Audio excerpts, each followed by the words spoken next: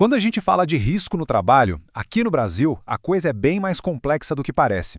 É que nem todo risco é criado igual, sabe? Existem duas classificações principais que mudam tudo na hora de medir e compensar um perigo.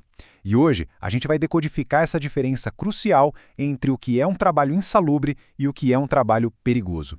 Para a gente começar a pensar nisso, lanço uma pergunta. O que representa um risco maior? Aquele barulho constante numa fábrica que vai minando a audição aos pouquinhos ao longo dos anos, ou um fio de alta tensão exposto, que pode causar um acidente fatal num piscar de olhos?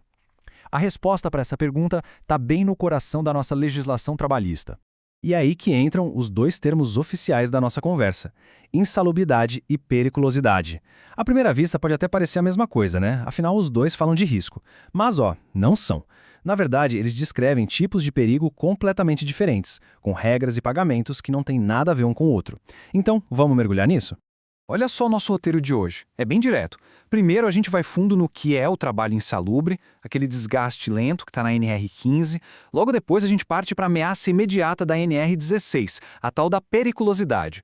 Daí, vamos comparar como cada um é pago e a escolha que quem trabalha nessas condições precisa fazer.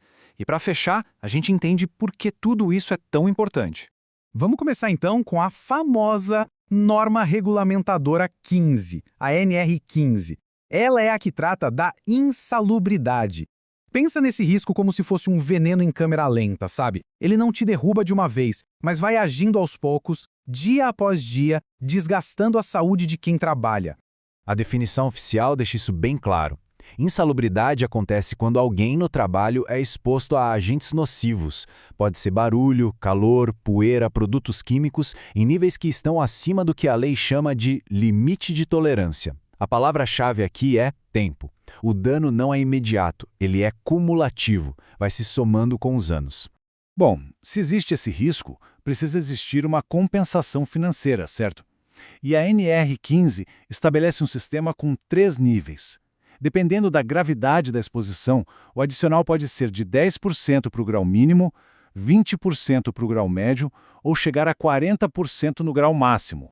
Agora presta atenção nas regrinhas, porque aqui tem uns detalhes bem importantes. Primeiro, essa porcentagem é calculada em cima do salário mínimo, tá? Não do salário da pessoa. Isso faz uma baita diferença. Outro ponto crucial. Se o ambiente tem, barulho e poeira, não dá para somar os dois adicionais. A pessoa vai receber só pelo risco de maior grau. E claro, se a empresa conseguir resolver o problema e eliminar o risco, o pagamento do adicional também acaba. O objetivo final é sempre a segurança. Para a gente entender na prática o que é esse tal de limite de tolerância, olha só esse exemplo do ruído.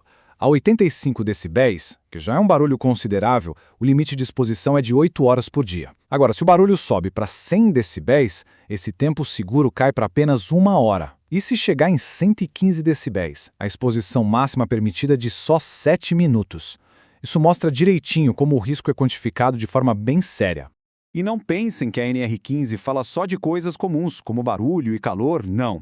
Ela vai em detalhes muito específicos. Pega, por exemplo, o trabalho em condições hiperbáricas, ou seja, de alta pressão, como mergulhadores ou gente que trabalha em túneis pressurizados. A norma é tão detalhada que descreve os procedimentos de descompressão e classifica essa atividade diretamente como insalubre em grau máximo. Isso garante o adicional de 40%. Ok, entendemos a insalubridade. Agora vamos virar a chave completamente e falar da NR16 e do conceito de periculosidade. Se a insalubridade era o veneno em câmera lenta, a periculosidade é como um raio. É a ameaça que pode acontecer de repente, sem aviso e ser fatal. Aqui a conversa é outra. Periculosidade lida com riscos agudos, que podem causar um acidente grave ou fatal a qualquer momento. Não estamos mais falando de um dano que vai aparecer daqui a 10 anos. O foco aqui é na ameaça eminente à vida, à integridade física da pessoa. E para compensar esse tipo de risco, a regra é bem diferente. Lembra dos 3 níveis da insalubridade? Então, pode esquecer.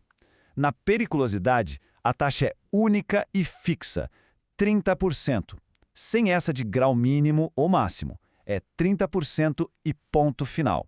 E aqui vem a grande virada na parte do dinheiro. Esses 30% não são calculados sobre o salário mínimo. Eles incidem sobre o salário base do empregado. E isso muda tudo, porque, dependendo do salário, esse adicional de 30% pode acabar sendo bem maior em valor do que o adicional máximo de 40% da insalubridade. E que tipo de trabalho é considerado perigoso? Bom, os exemplos da NR16 já dão o tom da coisa. É gente que manuseia explosivos, que trabalha com líquidos e gases inflamáveis, que lida com eletricidade de alta tensão, e tem até atividades mais do nosso dia a dia, como motoboys que usam a moto profissionalmente, ou vigilantes expostos a roubos e violência. São todos riscos constantes, imprevisíveis e com potencial de serem fatais. Beleza, agora que a gente já entendeu cada um no seu quadrado, vamos colocar os dois lado a lado. É nessa comparação que as diferenças ficam gritantes e a gente entende a lógica por trás de cada regra. Essa tabela aqui resume tudo perfeitamente. De um lado, a insalubridade. O risco é crônico a longo prazo, o pagamento tem 3 níveis e é calculado sobre o salário mínimo. Do outro, a periculosidade. O risco é agudo, imediato, com perigo de vida. A taxa é única, de 30%, mas calculada sobre o salário base. São 2 mundos, 2 lógicas completamente diferentes para lidar com tipos de perigo distintos. Certo, mas e se uma função for considerada as duas coisas ao mesmo tempo? A pessoa recebe os 2 adicionais? A resposta é um sonário não. A regra, como diz esse trecho da NR16, é clara. O empregado tem o direito de optar por um deles. Ele não pode acumular os 2. Na prática, o que acontece é que a pessoa faz a conta e escolhe o que for financeiramente mais vantajoso. Então, o ponto crucial é: os benefícios não se somam. Então, depois de ver tudo isso, a gente chega na pergunta final. Por que essa distinção toda é tão importante?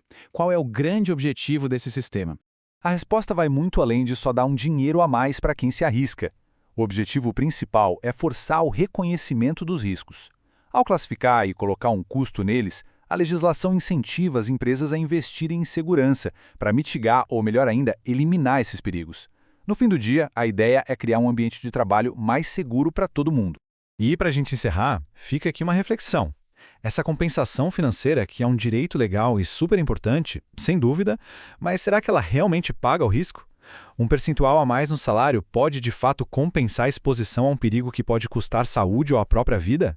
É uma questão fundamental sobre o valor que a gente, como sociedade, atribui à segurança no trabalho.